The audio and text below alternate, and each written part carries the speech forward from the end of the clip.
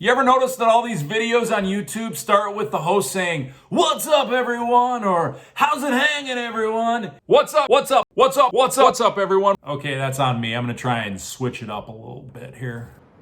Oh, that was different. Well, here's the news. PSA is raising its prices. March 1st, they announced a significant hike in their prices if you collect and get cards graded like I do. It's a profit deal. So I'm going to take you through the good and the bad of the new PSA pricing. I'm going to start with the good because I'm a positive guy. Let's go. All right, number one, you only have to send in 10 cards to meet their threshold. Normally, it's 20. If you're sending in bulk, it's going to be a little easier to find and fill orders with 10 rather than 20. So that's a plus. The second piece of good news, the max value went up to $4.99. On the lower end price, it used to be $1.99. So that's good news. Sexy time. And the last thing, and this is the best news, I think, for all of us that have cards at PSA, I think this is going to speed up the process of getting cards graded, as some people are now being priced out of the market. Now, let's flip to the negative. Some people are being priced out of the market. So it's kind of that double-edged sword. What you just said is one of the most insanely idiotic things I have ever heard. At no point in your rambling, incoherent response were you even close to anything that could be considered a rational thought. Everyone in this room is now dumber for having listened to it. Okay, let me explain that double-edged sword thing. So being priced out of the market, when I'm talking about cards that are going to be priced out of the market, I'm talking about cards like this. 1985 Donruss. You know, these cards were worth sending in a couple months ago. Now, in full disclosure, I was paying $8.88 with a quarterly special from PSA with these cards, so I didn't have a lot of money invested in them.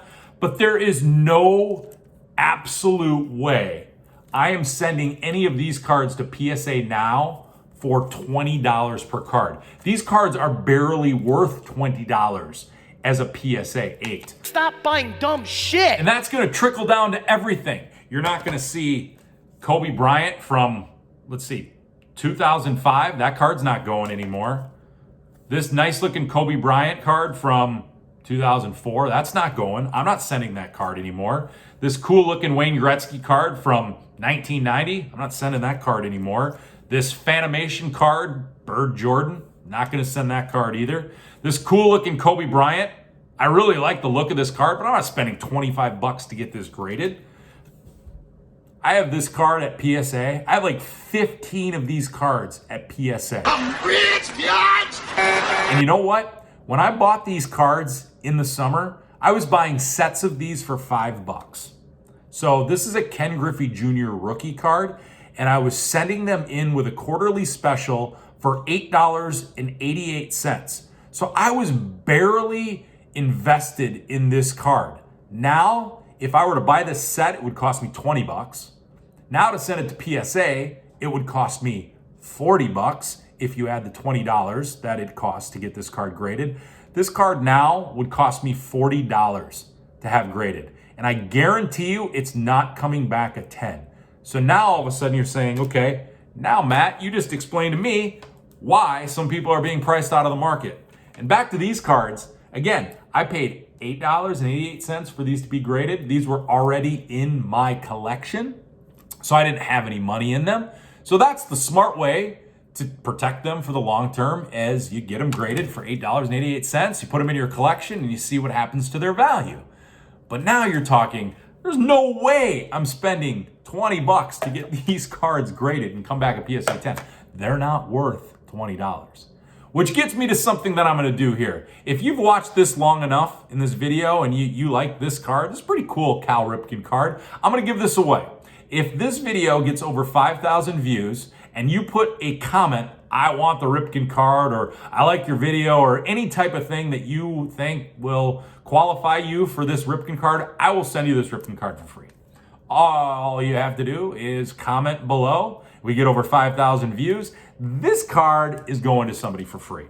So what does this mean now for the strategy going forward? As you guys know, my strategy has always been buy those $3 to $5 cards, spend $10, $12, look for the quarterly specials to get them graded, invest anywhere between $50 and $20, sell it for anywhere between $50 and $60. You can't do that anymore. The margins are now starting to shrink. The values of these cards and the prices on eBay are starting to come down. PSA prices are starting to come up, so your margins are starting to shrink. So what do we do next? Well, we're waiting. All right, here's what my strategy is going forward. I'm going to start shifting to a little bit higher value cards. So I'm spending anywhere between $20 to $60 on raw cards.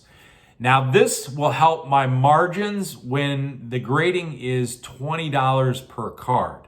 So I'm looking to invest anywhere between $40 and $80 a card after grading that I can maybe flip for $200. I still think there's value in that $150 to $200 card.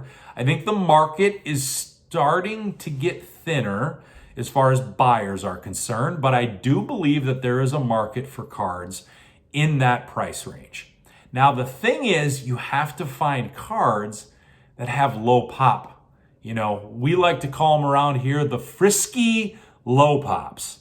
And so I've started to find those online, and they're not easy. You do have to be disciplined and grind and do all the stuff that I talk about, but they are out there. So here's some of the cards that I think you can find in raw, good shape that could have some return on that investment. Right now, I am bullish on these European stickers.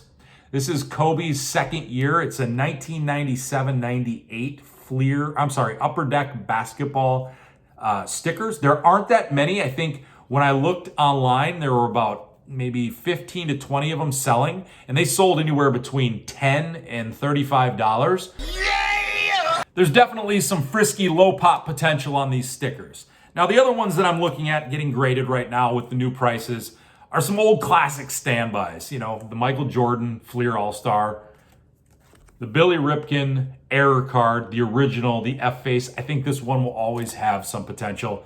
And I'm upgrading from the Derek Jeter rookie card to the Derek Jeter Gold.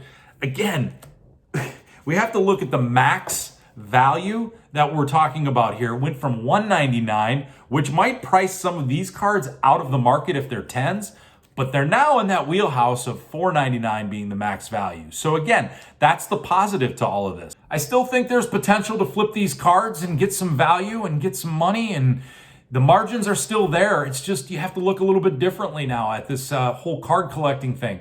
And it's based on what PSA is doing. And you know, kudos to them for, you know, changing their philosophies to get things moving again. And, you know, if you're frustrated by the price increase and you think this is going to ruin the hobby, I just don't think that's the case. I think this is going to make people think twice about sending those base LeBron 2019 Prism cards. I think it's going to make people think twice if they're going to send these 1989 Donruss cards for $20. I just don't see people doing that. So that's going to drive the volumes of cards that are being sent to PSA way down. And what that's going to do for us that have cards at PSA, it's going to help them get back into our collection. It's going to help us get back so we can post them on eBay, so we can trade them, so we can sell them. I'm going to say this is good news, and I'm going to say that PSA is doing the right thing by helping control the population of the cards that are going in and out of there. And whether you like it or not, PSA really sets the value of the cards. I know a lot of people are talking about possibly going to SGC or back to Beckett. You know, they tried those. I just don't see the value of the return on that investment with those type of grading services. PSA is the gold standard, and they know it. And they know that people will continue to use their services even if they hike the price.